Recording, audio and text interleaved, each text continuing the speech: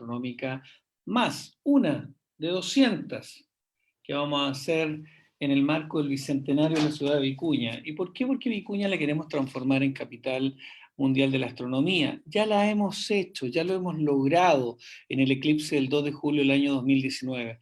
Y tenemos los cielos más oscuros certificados por una organización internacional de universidades que nos han dicho que nuestros cielos son oscuros y donde hay menor contaminación lumínica, a la cual le tenemos que hacer frente, y donde por eso tenemos ubicado nuestras tierras en Vicuña a una parte importante de la inversión en observatorios científicos, ¿no? La última construcción, ya teníamos el Tololo, el SOAR, el Gemini, y tenemos también ahora en construcción el Vera Rubin, llamado LSST, lo cual nos da una amplia posibilidad para el desarrollo científico a nivel nacional y mundial en los cielos de Vicuña, capital mundial de la astronomía.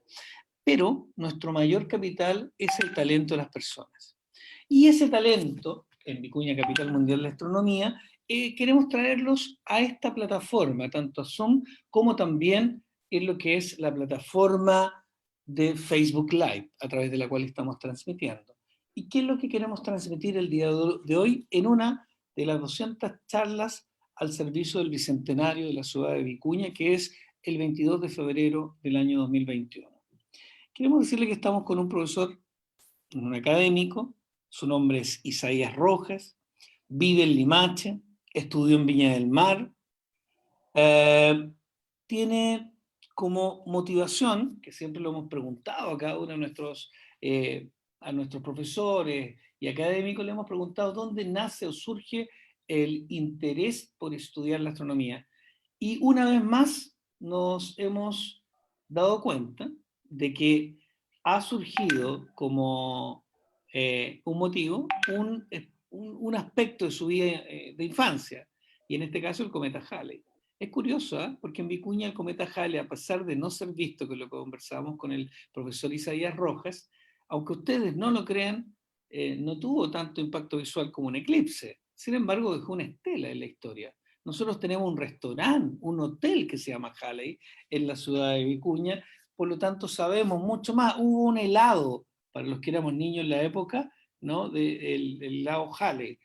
Pero la gracia es que el profesor Isaías Rojas estudió su licenciatura en física en la Pontificia Universidad Católica de Valparaíso, recibió su máster en astrofísica en la Universidad Autónoma de Madrid, hace actualmente docencia en la Universidad Federico Santa María y en los temas de física, astronomía y astrofísica, y tiene dos libros. Un libro en astronomía básica y el segundo, que es como una continuación del anterior, que lleva por nombre Astrobiología, que es un tema efectivamente que tratan habitualmente nuestros investigadores, nuestros intelectuales, también amigos que han estado con nosotros, de cuando le hacemos preguntas, dan respuesta, pero no dan una respuesta siempre que va al meollo de las preguntas que le hacen.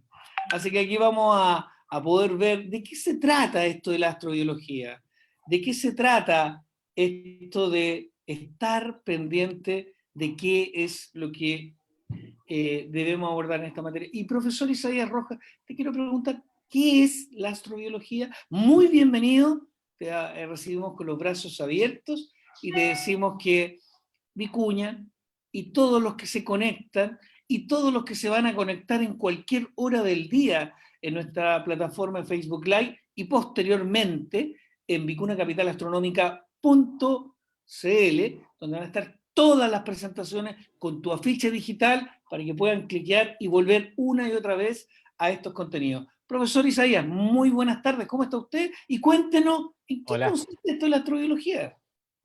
Sí, buenas tardes, ¿cómo están todos? Bueno, la astrobiología es un área de la ciencia que tiene como finalidad tratar de entender la vida como un fenómeno cósmico. Pero esto de decir que es un área de la ciencia en realidad es hasta cierto punto discutible, en el sentido de que, por ejemplo, nadie tiene duda de que astronomía es un área de la ciencia, que física lo es, biología lo es, y, y se dice que dentro de las discusiones filosóficas de cuándo nace una ciencia, es cuando una de las veces se dice que cuando se empiezan a dar cátedras de esa área en las universidades. Entonces, de esa forma se sabe, por ejemplo, que la física es mucho más reciente que la astronomía, y la astrobiología, o a mí me gusta más la palabra bioastronomía, porque esa es la palabra astronomía completa, es relativamente reciente. Y además porque no hay carreras de astrobiología ni de pregrado ni de posgrado, por lo menos que yo tenga en conocimiento. Hubo en algún momento en España un máster en astrobiología que creo que duró un año y no lo volvieron a repetir. Entonces, y es porque no hay gente que tenga el título de astrobiólogo. Entonces, por eso, a eso me refería con que esto de que es una área de la ciencia hasta cierto punto también es discutible, ¿no? Pues justamente por el hecho de que no hay profesionales en esta área, porque finalmente en la astrobiología se juntan, cuando hay centros que se llaman de astrobiología o institutos de investigación en esta área, hay gente de muchas áreas diversas de la ciencia y de la ingeniería trabajando en conjunto. Ciertamente los biólogos trabajan bien entre ellos, pero se comunican con los astrónomos trabajan bien entre ellos, pero de alguna forma se vinculan estos saberes. A pesar de que para el biólogo y para el astrónomo, por poner solamente dos ejemplos, el método científico son dos cosas bien diferentes, ¿no? Quizá eso es lo que nos llama más la atención, Isaías. Por eso es muy relevante. Ya tenemos personas conectadas que están saludando desde Melipilla, otros que te saludan, amigo mío, profesor Isaías Rojas Peña, pusieron hasta su segundo apellido. Gente que también te conoce, que sabiendo que estás conectado, te quieren escuchar. Vamos, profesor, cuéntenos, ponga su presentación en pantalla y vamos Bueno, contando este es en mi qué gran sorpresa. consiste. Yo no tengo presentación. Ah, maravilloso. Cuando hablo de astrobiología, no suelo presentar presentaciones por una razón muy simple. Me parece que con lo que ya dije debe haber un montón de preguntas y eso siempre resulta O sea, muy bien. muchas preguntas. Resulta Porque muy todos bien, tratan entonces de evadir vamos, este tema, nos dan una respuesta incompleta. Estábamos ¿con qué profesor lo vimos?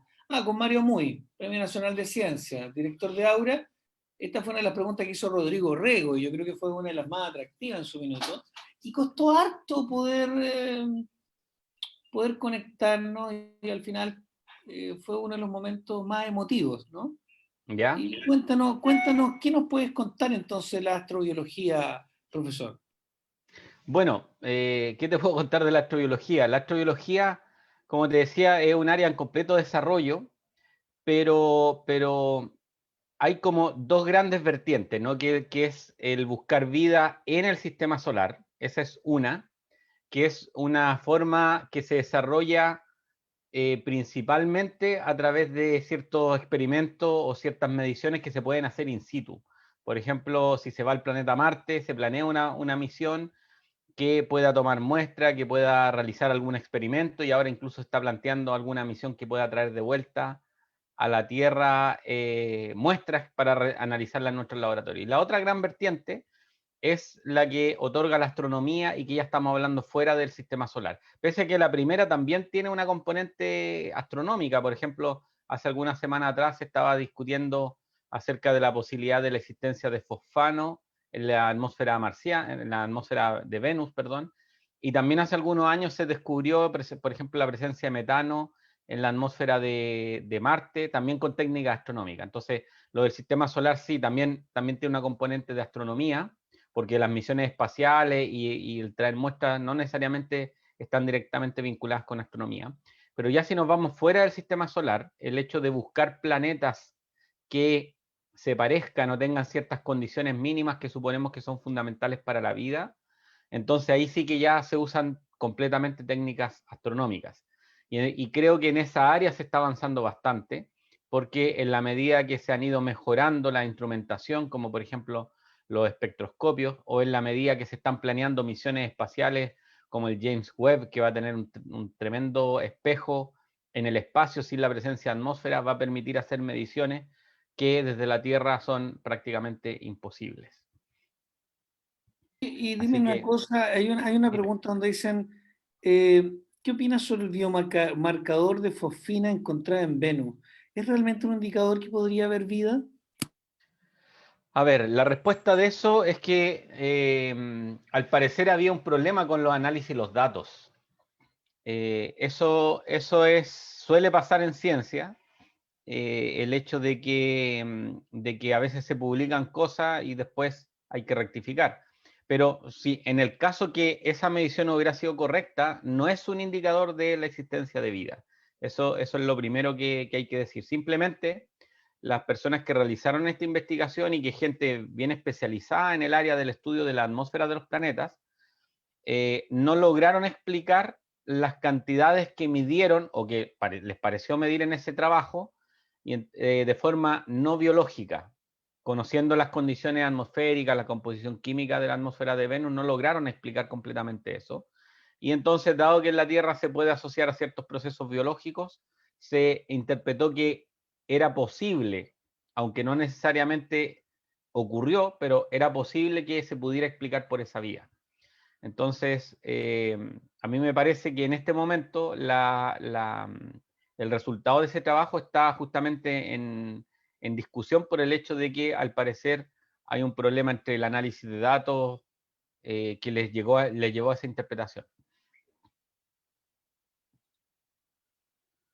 ¿Tenemos más preguntas o no? Y cuéntanos también cuál, a tu juicio, ¿no? A tu juicio, ¿cuál es el indicador que una persona que no estudia astronomía pudiera tener como para poder ir testeando el origen del universo que pueda tener un origen biológico?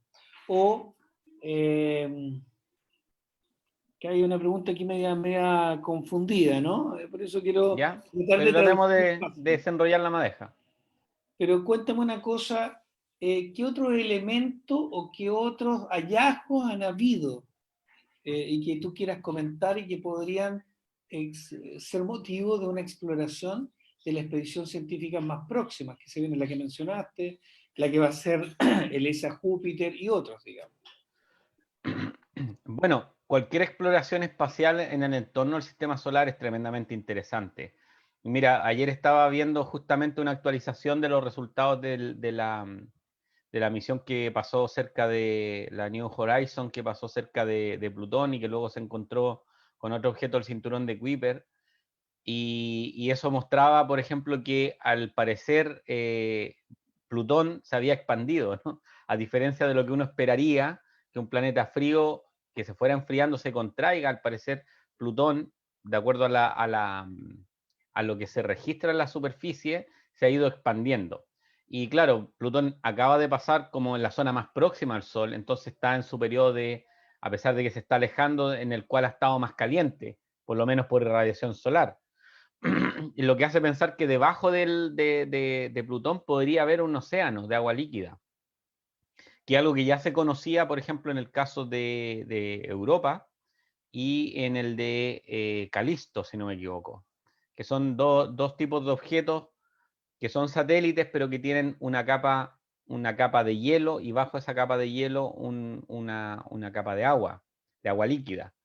Entonces, básicamente, independiente de que no estaba dentro de los objetivos, por ejemplo, de la misión, saber si necesariamente había un océano de agua líquida en Venus, perdón, en Plutón, dudo que alguien lo haya realmente imaginado de esa manera. Las misiones siempre te pueden traer sorpresas de este tipo. Entonces, cualquier misión que se realice para investigar algún planeta del sistema solar, algún asteroide o algún cometa, son tremendamente interesantes porque te van a entregar conocimientos que a veces ni siquiera a priori te puedes imaginar el alcance que tienen o las consecuencias que pueden tener en el conocimiento, no solamente de cómo se origina la vida, sino que también en el hecho de pensar escenarios posibles donde pudiera existir la vida. Y por lo menos en el caso de la Tierra, donde hay agua, hay vida. Ahora, si eso es extrapolable a otros cuerpos del sistema solar o incluso fuera del sistema solar, eso es desconocido hasta el momento. Entonces, cuando hablamos o nos referimos a condiciones de habitabilidad, porque es el tema de fondo, lo que se está descubriendo son condiciones de habitabilidad, ¿cierto? Así es. Hubo ciertas pruebas en el desierto que vinculaban a pruebas de expediciones de la NASA a la Luna, en Marte, ¿cierto? Han habido libros sobre el viaje a Marte, la búsqueda de una fuente de vida, pero más que una vida es de una habitabilidad pasada o también de una habitabilidad futura. Eh, ¿Hay algún otro descubrimiento que para ti ha sido relevante en los últimos años? Bueno, hay varios descubrimientos que uno puede nombrar. Por ejemplo, el hecho de la existencia de planetas en Alpha Centauri. Que alguien puede decir, bueno, ¿y qué tiene que ver eso con la vida? Bueno, la verdad es que no es posible en este momento descartar de que pueda existir algún planeta con condiciones habitables, porque también eso es algo que hay que definir y no está tan claro, pero el hecho de que es la estrella más cercana, o en realidad Próxima Centauri es más cercana, pero está dentro del conglomerado de estrellas que están más próximas. Y si bien es cierto, están aquí a la vuelta de la esquina del vecindario, nos llevaría muchísimo, muchísimo tiempo poder mandar una misión que pueda ir a ese lugar a ver in situ lo que hay, ¿no? Que es más o menos lo que nosotros podemos ver en las películas o en las series de ciencia ficción. Entonces, a mí me parece que ese descubrimiento es tremendamente notable. También el hecho de que se han descubierto, se pueden estudiar las trazas de ciertos compuestos químicos en la atmósfera de otros planetas, de planetas que están en torno a otras estrellas, me parece que es tremendamente relevante. En ese sentido, ¿hay alguna película? Porque la ciencia ficción ha tomado una parte de estas investigaciones para poder desarrollar algunas guiones y, por supuesto, algunas realizaciones cinematográficas. ¿Hay alguna que a ti tú crees que se haya vinculado más con el real análisis de habitabilidad y análisis químico de esas condiciones de habitabilidad en otro lugar del universo? Mira, lo que yo he visto hasta el momento, soy bien bueno viendo ciencia ficción, series y películas, es que básicamente lo que hacemos es replicar lo que conocemos de la Tierra. Cuando uno ve los escenarios, por ejemplo, son desiertos como lo hay en la Tierra, o son planetas con océanos como hay en la Tierra, y si tienen algún tipo de vida, también tienen vegetación, tienen flores, y son cosas muy particulares de la Tierra. De hecho, eh, encontrar seres bípedos, por ejemplo, son cuestiones que más que nada lo que hacen es pensar de que estamos viendo el universo de una manera muy antropocéntrica. Entonces, a mí me parece que hasta el momento lo que hemos visto en las series de ciencia ficción en el ámbito de esta área no es nada más que replicar lo que tenemos en la Tierra. Y por lo tanto, nuestra imaginación parece estar ciertamente sesgada por lo que nosotros conocemos como experiencia en nuestro propio planeta. Por ejemplo, las flores, los árboles son cosas muy, muy recientes en la historia evolutiva del planeta. No es que sea un resultado esperable en algún otro ambiente que sea similar a la Tierra, perdón, que tenga las mismas condiciones originales que tuvo la Tierra, no tienen por qué desarrollarse exactamente de la misma forma. Incluso si pudiéramos echar atrás el tiempo y tal vez cambiar alguna pequeña circunstancia, como por ejemplo, no sé, el asteroide que cayó hace 65 millones de años, si pudiéramos viajar en el tiempo y eliminar ese evento fortuito, la historia de los organismos vivos en la Tierra sería completamente diferente a lo que tenemos en la actualidad. Totalmente de acuerdo, podríamos tener a series infinitamente más grandes que los que conocimos y a lo mejor una habitabilidad que se vio fuertemente afectada con ese episodio.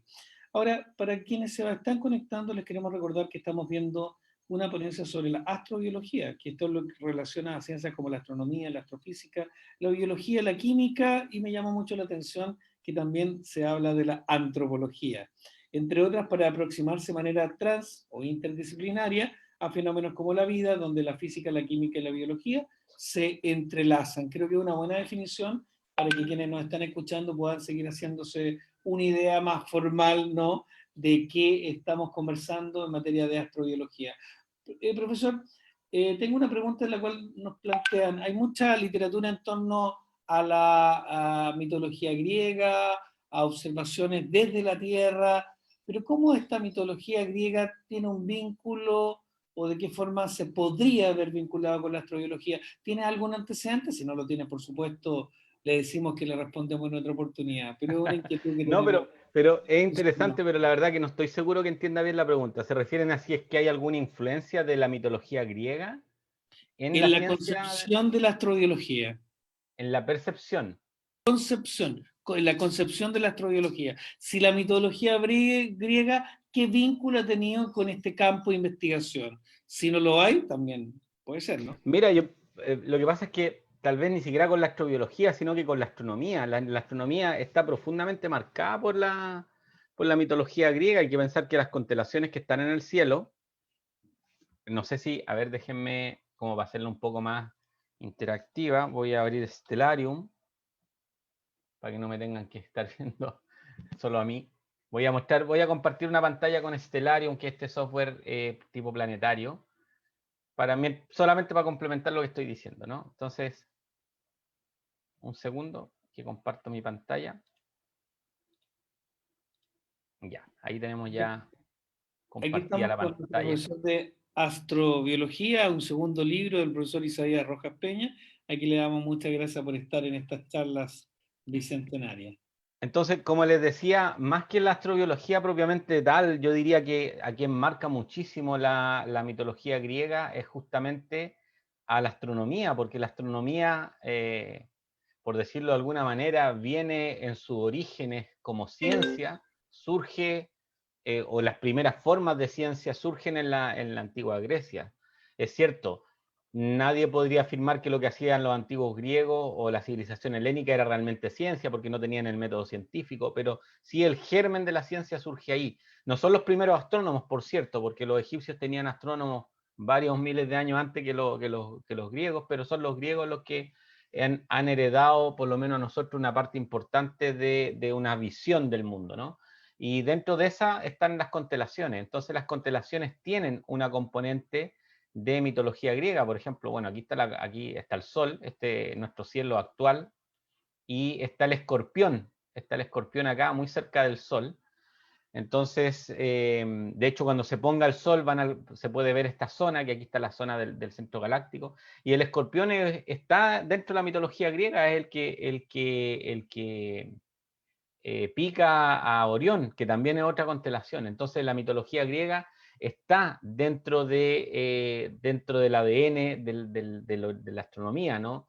Si bien es cierto, esta forma racional de entender la naturaleza usando el método científico es más bien renacentista, ¿no? Nace con Galileo y bueno, con otros contemporáneos a Galileo. Y por otra parte, los nombres, muchos nombres de objetos del cielo tienen nombres que provienen de la mitología griega. De hecho, recién estábamos hablando de Alfa Centauri, ¿no? Aquí tenemos Alfa, esta debe ser la Alfa Centauri, si no me equivoco, ¿sí? Este es Alfa Centauri, ¿no? Y si voy a quitar el piso acá, entonces aquí está la constelación del Centauro, por lo tanto el nombre de esa estrella, Alfa Centauri, proviene directamente de la mitología griega, porque la estrella Alfa es la primera letra del alfabeto griego, Alfa entonces la letra, el equivalente a la letra A en nuestro alfabeto, es la estrella más brillante de la constelación del Centauro. Entonces, nuevamente tenemos una conexión. La verdad que no sé si estoy respondiendo directamente a la pregunta que estaban haciendo, pero yo, Totalmente, yo totalmente la ha respondido, profesor, porque claramente uno en la medida que te escucha, uno va descubriendo las implicancias culturales de este campo de investigación como es la astrobiología, porque buscan como una conexión entre la filosofía, el humanismo y la ciencia para ver que cualquier investigación de naturaleza propiamente científica, cuánto nos puede afectar en términos de impacto cultural inclusive.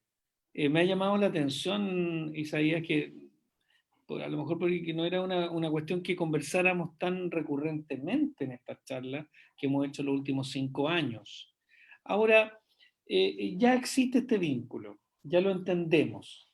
Ahora la pregunta que uno se hace, sabiendo que vienen nuevas expediciones, como dijo al comienzo de la charla, ¿cuál es la tarea de investigación en Chile que quizás está gatillando que usted u otros académicos y o investigadores, cuáles son las preguntas que se están haciendo hoy? Bueno, qué difícil, qué difícil me pusiste entre las cuerdas. Hay muchas cosas muy interesantes porque cada área de la ciencia tiene sus propias preguntas y normalmente cada pregunta, cuando uno va a buscar desde el ámbito de la ciencia respuesta a esa pregunta, responder una pregunta te genera tal vez 10 preguntas más. O sea, tú puedes que encuentres la respuesta a tu pregunta, pero te generaste en el proceso 10 preguntas más. Y entonces, una de las cosas que todavía no se comprende bien es cómo se origina la vida. Y eso es crucial para poder proyectar o pensar en la vida, por ejemplo, en otros lugares, ¿no? Para saber si la vida se va a originar o no en otros lugares, o cuáles son las Entonces, condiciones. no basta solamente con hablar del Big Bang, de que somos polvo de estrella, de nuestra composición físico-química. ¿Qué de esa pregunta del origen de la vida es la que todavía falta como profundizar más, profesor? Mira, hay varias preguntas ahí en el proceso y tal vez la más interesante que uno se puede plantear, por lo menos desde esta perspectiva, es qué ocurre, en qué momento se organizan las moléculas de forma tal que empiezan a colaborar entre sí y se convierten en algo que podemos decir que está vivo, una célula, por ejemplo, un microorganismo. Ese proceso no está completamente claro, porque, por ejemplo, para que la información, para que un organismo se pueda decir tiene capacidad reproductiva, ¿no? Porque si no tiene capacidad reproductiva, ese objeto se va a extinguir, ¿no?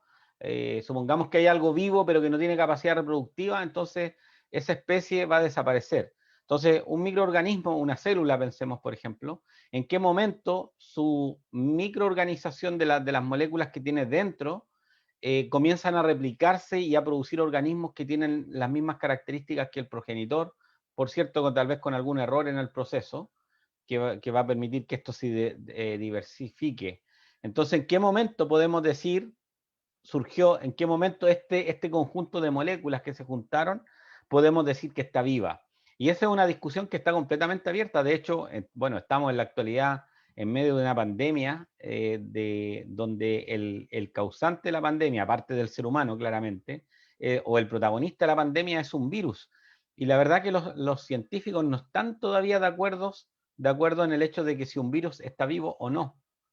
Por el hecho de que, por ejemplo, los virus no tienen la capacidad de autorreplicarse por sí mismos, son parásitos, requieren contagiar o usar la maquinaria interna de una célula o de una bacteria para poder reproducirse a sí mismos. Es decir, que ellos sin la existencia de la célula o las bacterias o el microorganismo que contagien para el que usen esta maquinaria, no podrían reproducirse. Entonces hay una discusión ahí. Entonces, respecto de esto, de en qué momento podemos decir de que de verdad eso que está ahí está vivo, eso no está claro.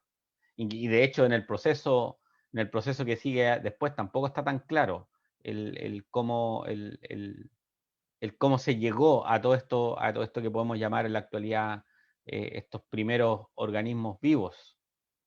En ese sentido, hay una pregunta que vincula que hemos visto conceptos de vida de nuestra naturaleza en algunos indicadores. Uno ha sido el carbono, disculpa, el ADN. Entonces, ¿es posible que exista vida que tenga otra composición diferente a cómo conocemos nuestra naturaleza? A ver, por ejemplo, la pregunta clásica de esto es pensar en algún organismo vivo que reemplace el carbono con algún otro elemento, ¿no? Esa es típicamente Así la es. discusión, como por ejemplo el silicio, ¿no? Mira, esta es una pregunta bastante recurrente y obviamente a todas estas preguntas no tenemos respuesta. Yo simplemente te estoy diciendo lo que uno puede prever, lo que uno opina al respecto, de acuerdo con el conocimiento que se maneja, que se podría esperar. Pero la situación es básicamente esta. El carbono es un átomo que tiene una serie de particularidades que no tiene ningún otro elemento. El carbono es el elemento que puede formar la mayor cantidad de compuestos conocidos. Entonces, ya el carbono por sí es un átomo bien particular y puede formar ciertas estructuras que si bien es cierto, se pueden formar, porque el silicio tiene características similares en lo que se llama su última capa de electrones, también se parece y puede formar compuestos equivalentes, o sea, no iguales, pero sí equivalentes, pero son diferentes en el sentido, por ejemplo, a temperatura ambiente, el dióxido de carbono es un gas y a temperatura ambiente el dióxido de silicio es una roca. Entonces, las características tienen un rango en el cual sus fases son diferentes. A ver, no sé si estoy complicándome más con la terminología que lo que puede ser, pero por No, ejemplo, dale, dale, dale, por favor. en el ambiente en el cual nosotros vivimos, el agua puede estar en tres estados posibles, ¿no? El líquido, que lo vemos cuando abrimos la llave o en un río o en el océano, en un lago, en estado sólido, hielo, nieve, y en estado gaseoso, que no lo vemos, el agua gaseosa es invisible. Cuando nosotros vemos algo blanco, es el agua que está cambiando de estado. Las nubes no están compuestas de vapor de agua, sino que de agua condensada. Y en nuestra atmósfera existe agua en estado líquido. Y entonces en esas condiciones el carbono puede formar una serie de compuestos que el silicio no puede, o que los, para que se comportaran igual el agua no estaría en estos tres estados. No sé si estoy siendo lo suficientemente claro. ¿Se entiende? De repente me enredo yo mismo, ¿no? En el sentido de que, mira, el carbono, a la temperatura en la cual el agua puede estar en los tres estados, porque el agua es el disolvente universal, puede formar una serie de compuestos que el silicio también los puede formar, pero están en otro estado. Por ejemplo, como decía recién, que el dióxido de silicio está en estado sólido versus el dióxido de carbono que está en estado de gas. Y el dióxido de carbono, además, es un elemento que es abundante en las atmósferas de los planetas como la Tierra, los planetas rocosos que tienen atmósfera. Es el principal componente de la atmósfera de Venus y es el principal componente de la atmósfera de Marte. Y también fue en algún momento de la historia el principal componente de la atmósfera terrestre. Entonces, no se conoce una atmósfera, por ejemplo, de algún planeta extrasolar que esté compuesta por dióxido de silicio. Entonces, desde esa perspectiva, yo diría que las formas de vida que nosotros conocemos con el carbono no se podrían reemplazar por una forma de vida eh, como el silicio. Tendría que ser una forma de vida completamente diferente, que no dependa del agua, que no dependa de las características de nuestra atmósfera, de cómo uno esperaría o cuáles eran las condiciones que tenía la atmósfera de la Tierra en su origen. Sería una vida completamente diferente. Y desde esa perspectiva, el silicio tampoco tiene la capacidad de formar tantos compuestos como lo puede hacer el carbono. Entonces, es fácil decir, oh, qué entretenido, organismos de silicio, pero en realidad no tienen la misma versatilidad y eso lo pone un poco difícil como para pensar que de forma natural esto ocurra. Pero la verdad que sabemos tan poco de la vida, de hecho ni siquiera podemos definir correctamente qué es lo que es la vida, que tampoco podemos descartar este tipo de cosas. Así que la respuesta es que con lo que uno conoce de la vida pareciera que no, pero en realidad desconocemos tanto de la vida que no lo podemos descartar. Se entiende la respuesta. Hay una hoja de ruta que surgió en 1997 del Instituto de Astrobiología de la NASA, donde abordaron tres preguntas: cómo comenzó y evolucionó la vida, existe vida en otros sitios del universo, y yo creo que hay una pregunta que me quedo con la tercera, esta hoja de ruta, que es la que te quiero plantear. ¿Cuál es el futuro de la vida en la Tierra y más allá? Obviamente, para intentar responder esto se requiere un trabajo interdisciplinario y mucha investigación. Pero, ¿cuál es el futuro de la vida en la Tierra? ¿Cuáles son las claves de lo que se ha planteado en las últimas investigaciones, Isaías? Mira, sobre el futuro, no hay investigaciones que te digan cómo van a ser el futuro, ¿no? Sobre todo con organismos vivos, puede que en algún momento caiga una roca del cielo y cambie absolutamente la evolución de la vida en el planeta. Por lo tanto, no hay forma de prever cómo va a evolucionar la vida. Lo que sí podemos usar experiencias de lo que ha ocurrido ya en la historia de la vida en la Tierra como para más o menos imaginarnos lo que puede ocurrir. Y lo que está ocurriendo en este momento es que la Tierra está contaminada por un organismo que está descontrolado reproduciéndose y depredando su ambiente, que somos justamente nosotros los humanos. Y eso, cuando ocurre en la naturaleza, los organismos se reproducen de forma exponencial hasta que agotan los recursos y terminan o extinguiéndose o reducidos a la más mínima expresión. Entonces, desde esa perspectiva, el planeta, la vida, se va a reponer a nosotros, porque en algún momento de la historia se ha extinguido hasta el 95% de las formas de vida. Y la gran mayoría de las formas de vida son microorganismos, no son organismos como los que nosotros nos imaginamos cuando pensamos en la vida. Los organismos vivos van a sobrevivir a nosotros. La pregunta es si nosotros como especie vamos a poder sobrevivir a esto. Y pareciera que nos estamos ya convirtiendo en una especie interplanetaria. Es decir, que en la medida que estamos depredando nuestro propio ambiente, vamos a tener la capacidad de algunos, no creo que sean los más pobres, pero sí algunos, van a poder escapar del planeta e ir a buscar otros lugares donde continuar la especie. Ya somos una especie interplanetaria porque el ser humano ha llegado a la Luna, independiente de que haya gente que no lo crea. Hemos llegado a la Luna y tenemos misiones espaciales que han llegado prácticamente a todos los planetas del sistema solar. Y hay proyectos y se puede desarrollar tecnología como para poder terraformar un planeta, por ejemplo, como Marte, o generar ciertos ambientes específicos que sean menos hostiles a la vida como nosotros la conocemos. Así que no sé si satisface esto la pregunta, pero es muy Sí, difícil va de en la responder línea. aquello. Va en la línea. Hay muchos libros que hemos leído al respecto que nos van señalando la importancia de las expediciones que se están viniendo, algunas comerciales y otras de investigación, sin duda alguna.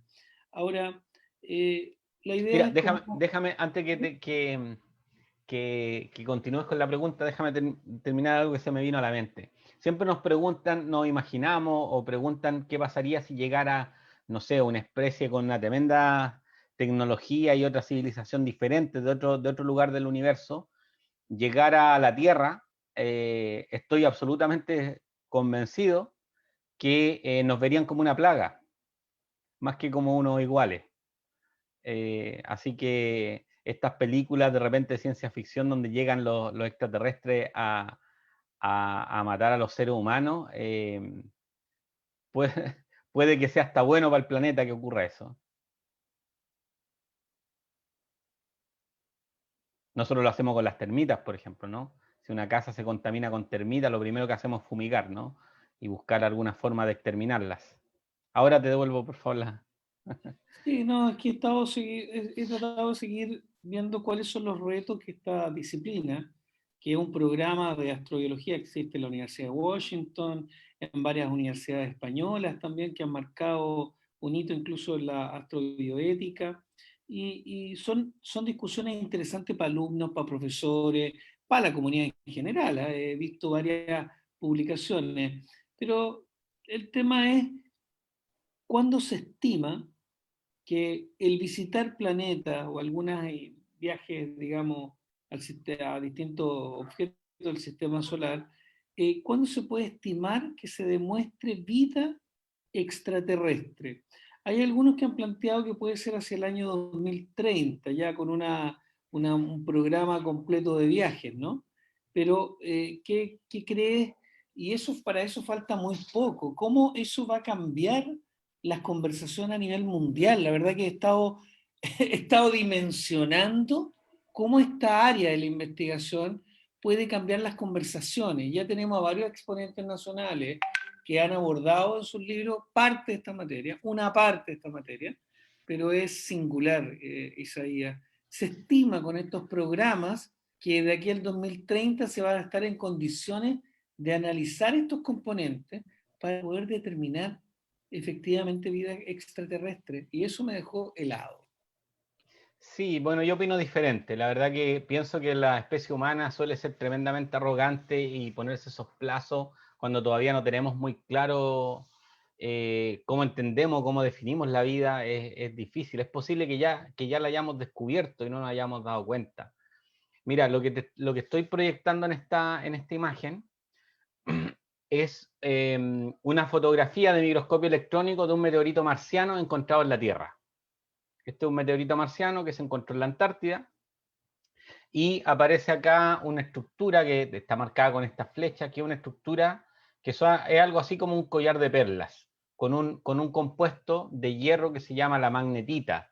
La magnetita es típicamente un material que tiene esta propiedad magnética, de hecho, por eso se llama magnetita, es un óxido, un óxido férrico, que tiene esta propiedad magnética. Y resulta que esta aquí tal vez no se ve tan clara porque la imagen tal vez no es de la mejor resolución, pero aparece aquí una estructura que se llama como un collar de perlas, en las cuales se forma la magnetita como en bolita, una al lado de la otra, y esta magnetita es de origen marciano, no es algo que se haya producido producto de contaminación terrestre. Y resulta que, y aquí viene lo interesante, te voy a compartir otra imagen. Vamos a compartir esta ahora. Tienes Esto que que está acá, ver. ¿sí? Sí, se ve bien. Esto es una fotografía de una bacteria terrestre. Es una bacteria, es un tipo de bacteria que se llama magnetotácticas. Son bacterias que utilizan el campo magnético terrestre para alimentarse.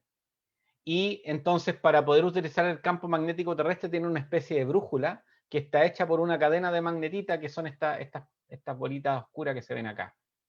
En la Tierra no se conoce ningún proceso natural, no biológico, que pueda construir estas cadenas de magnetita. La magnetita crece de manera desordenada, no crece en estas cadenas especiales. Solamente ocurren este tipo de cadenas en organismos vivientes, como estas bacterias que se llaman magnetotácticas. Entonces, cuando uno dice, bueno, de aquí al 2030, no sabemos qué se va a encontrar en Marte, no hay ninguna misión. Bueno, hay misiones como las misiones de los años 70 que trataron de hacer experimentos en Marte, pero que esos experimentos han sido cuestionados. En la actualidad no hay ningún experimento que haya ido a buscar este tipo de microorganismos. De hecho, se piensa que si existe vida en Marte, tal vez está incluso bajo la superficie, está bajo la primera capa de suelo protegida de la radiación ultravioleta. Entonces, esta cadena de magnetita podría, porque esto siempre es condicional, podría ser resultado de un proceso biológico en un momento anterior a que esta roca saliera de Marte. Y por lo tanto, es posible que ya hayamos descubierto la vida fuera de la Tierra, pero solo que no tenemos todavía la evidencia irrefutable. Y para eso lo que hay que hacer es ir a Marte, por ejemplo, y tomar muestras, traer muestras a la Tierra, realizar experimentos y mediciones allá.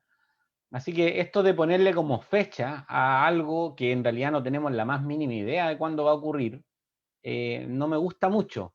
No digo que no vaya a ocurrir el 2030, puede que ya haya ocurrido o puede que pase mucho después. Es un poco arrogante ponerle una fecha de término, porque por ejemplo hay misiones que pretenden ir, por ejemplo, a Europa u otro satélite que tienen un océano bajo la capa de hielo y producir, taladrar y mandar una nave que pueda ir, o algo así como un submarino, bajo la capa de esta de hielo y buscar si es que hay vida ahí. Pero nuevamente estamos con la limitación de que solamente tal vez vamos a poder detectar lo que nosotros entendemos por vida, no necesariamente organismos que puedan estar vivos, pero que estén fuera de lo que nosotros podemos detectar, porque todo lo que nosotros construyamos va a estar basado en los organismos que nosotros conocemos. Lo interesante es que a pesar de toda la investigación biológica, química, física que tenemos de la Tierra, siempre ha sido para comprender condiciones necesarias para nuestra vida en la Tierra, que han ido, digamos, no sé si evolucionando es la palabra correcta, creo que puede ser Sí, es evolucionando correcto. e involucionando, ¿ah? Y que siempre ha sido una preocupación científica, es decir, comprender las condiciones necesarias para la vida en la Tierra, buscar lugares en el universo que presentan esas condiciones y por último detectar si hay vida allí. Esas son como las tres interrogantes principales que la astrobiología a lo largo de la historia ha tratado de ir respondiendo. Fíjate que ha estado bien interesante la interacción. Me sorprendió mucho la imagen que mostraste sobre la bacteria marciana. Llamó mucho la atención. No Y con sabemos si esa... una bacteria marciana, ojo, no, yo no dije que fuera una bacteria marciana, solo dije que en ese meteorito se encontró una estructura que por lo menos en la Tierra no se forman de manera natural, se forman solo en microorganismos.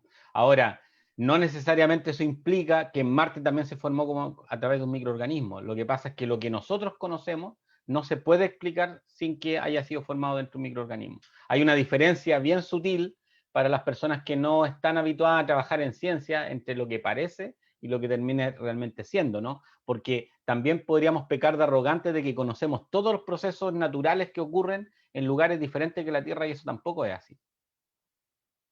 Disculpa que te haya Por lo corregido, tanto, pero el eh, marco, me parece relevante eso porque por después la lo gente tanto, el puede marco quedarse con la conceptual impresión. con que se analiza, ¿Cómo? Perdón. no, por lo tanto, el marco conceptual con que se analiza, no es el mismo marco con que se puede analizar este objeto. Entonces, te entendimos perfectamente. Claro, y Y aparte al nosotros no estamos tener... sesgados, estamos tremendamente sesgados porque las formas de vida de la Tierra tienen un origen común. Somos todos descendientes, la planta que uno tiene en el jardín o cualquier animal sobre la Tierra y cualquier microorganismo tenemos un origen común. Todos descendemos de un mismo conjunto de microorganismos que han ido adaptándose, han ido cambiando producto de mutación, han aprendido a colaborar algunos organismos con otros, han formado organismos pluricelulares. Entonces tenemos un origen común y por lo tanto imagínate tú que alguien conociera, no sé, a una única persona, viniera un extraterrestre y quisiera estudiar la humanidad y saber, y conociera a una única persona. Y esa fuera su muestra para tratar de entender toda la historia de la humanidad, todas las características del ser humano, y a pesar de que nosotros somos muy homogéneos entre sí, podemos tener diferente color de piel, diferente color de ojos, pero biológicamente somos prácticamente idénticos. Entonces, El norte de Chile, por las condiciones extremas que tiene, ha sido un poquito más investigado, ¿no? Y sí, han habido varias pruebas. te iba a comentar hace un rato, producto de lo que tú me preguntabas de las investigaciones que se hacen en Chile. Mira, acabo de mencionar los meteoritos, ¿no? En Chile tenemos una muy excelente especialista en meteoritos que es Millarca Valenzuela. No sé si has tenido la oportunidad de conversar con ella y si no, Podríamos sumarla para seguir. anótate ese Podríamos sumarla, nombre porque es muy y, interesante. y ojalá algún día la puedas conversar con ella, porque Millarca es experta en estudio de meteoritos y es la que ha llevado adelante desde hace por lo menos 10 años atrás el estudio de los meteoritos en Chile. O sea, es decir, ir más allá que la colección de meteoritos, que hay gente que los colecciona, el hecho de realizar investigación científica de los meteoritos. Los meteoritos son una muestra de cómo eran los compuestos que habían en el sistema solar originario. Entonces, estudiar los diferentes tipos de meteoritos te dan una visión de cómo era el sistema solar en sus orígenes y qué compuestos habían. Y en meteoritos se han descubierto incluso algunas moléculas complejas como aminoácidos, azúcares, que son los precursores de la vida. Entonces, por ahí hay una línea de investigación. Hay otras líneas de investigación, por ejemplo, que tienen que ver con lo que se llaman los extremófilos. Los extremófilos son organismos, déjame ver si tengo aquí alguna imagen para complementar lo que estoy diciendo, para que no parezca Estamos con tan... el profesor Isaías Rojas Peña con el tema de la astrobiología, que busca responder preguntas muy relevantes sobre la investigación del origen de la vida, las condiciones de habitabilidad y cómo se proyecta el futuro de la vida tanto en la Tierra como en planetas de nuestro sistema solar. Ya, te Muy voy a interesante. compartir una imagen. Mira, Estaba simplemente para, rellenando más, profesor, estaba rellenando. sí, simplemente es para complementar. Esto es una imagen, no recuerdo la fuente, son imágenes que están en mi libro y en el libro están citadas las fuentes, pero espero que nadie se enoje porque no recuerdo la fuente. Pero mira, es básicamente una representación de lugares donde existen microorganismos que las personas de ciencia hace tal vez 50 años atrás pensaban que era imposible que existiera vida. Aparecen, por ejemplo, en los salares. En los salares se han descubierto microorganismos viviendo en la sal propiamente tal. No sé si ustedes saben, la sal se ocupa para deshidratar. Entonces las membranas celulares, que tienen unos canales que se llaman del sodio, permiten que los iones vayan de un lugar a otro. Entonces si uno pone un organismo vivo en la sal, se termina deshidratando. De hecho, es una forma de conservar la carne también, ¿no? Porque se produce una osmosis inversa cuando uno pone un objeto vivo en la sal. Pero sin embargo hay organismos que viven felices la vida. Hay otros organismos que viven en esto de acá, que es una representación de lo que se llaman las chimeneas hidrotermales, y hay organismos viviendo felices de la vida en agua muy, muy caliente, más caliente que 100 grados, y con una serie de elementos que son realmente tóxicos para la gran mayoría de los organismos vivientes. Hay organismos viviendo ahí. Hay organismos viviendo en lagunas alcalinas, hay organismos viviendo a temperaturas bajo cero. Entonces, estos tipos de organismos que se llaman las arqueobacterias, o también se les llama extremófilos, son organismos que nos muestran que la vida es bastante más versátil de lo que nosotros pensamos. Nosotros como seres somos muy poco versátiles. De hecho, yo estoy con ropa acá, ¿no? Y me imagino, espero que todos ustedes también estén con ropa si es que tienen su cámara encendida, ¿no? Porque nosotros no tenemos una piel que nos permita vivir en todos los ambientes de la Tierra. O sea, el ser humano ha ocupado prácticamente todos los lugares del planeta Tierra, pero en todos esos lugares requiere tener ciertas cosas adicionales que nos permitan mantener en esos ambientes, porque no somos versátiles realmente. Necesitamos abrigo, necesitamos protector solar para no quemarnos la piel, necesitamos una serie de agregados para que podamos vivir en estos ambientes. Sin embargo, eso nos hace pensar de que la vida no es tan versátil, y la verdad es que hay organismos que son, o sea, la vida es capaz de colonizar prácticamente cualquier ambiente, donde uno pensaría que no hay organismos vivientes, sí los hay, y son estos tipos que se llaman los extremófilos. Entonces, en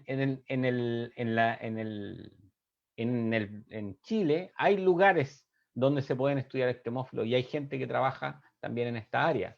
Entonces también es un área en la cual se puede desarrollar desde Chile.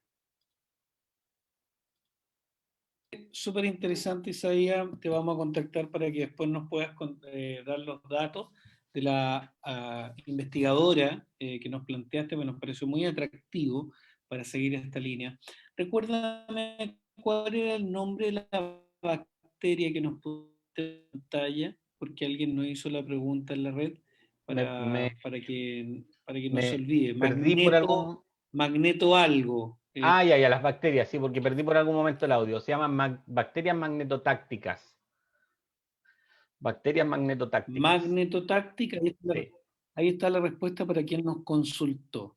Yo quiero ir sí. terminando esta presentación, esta conversación muy entretenida, dándote las gracias, profesor Isaías Rojas Peña, señalando para los interesados dónde pueden adquirir el libro Ah, que, que sí, sacaste, bueno, digamos, sobre mi esta libro lo materia. pueden descargar de internet desde Google, por ejemplo, el Google Books, que tiene un repositorio, una base de datos de una cantidad impresionante de libros. De ahí lo pueden descargar. O basta con que pongan astronomía elemental, Isaías Rojas, y los va a llevar a alguna página donde ahí está, en muchos lugares donde está el PDF para descargar el PDF. Ahora, si hay alguien que prefiere el papel, eso se tiene que comprar directamente en la Universidad Técnica Federico Santa María, en la biblioteca.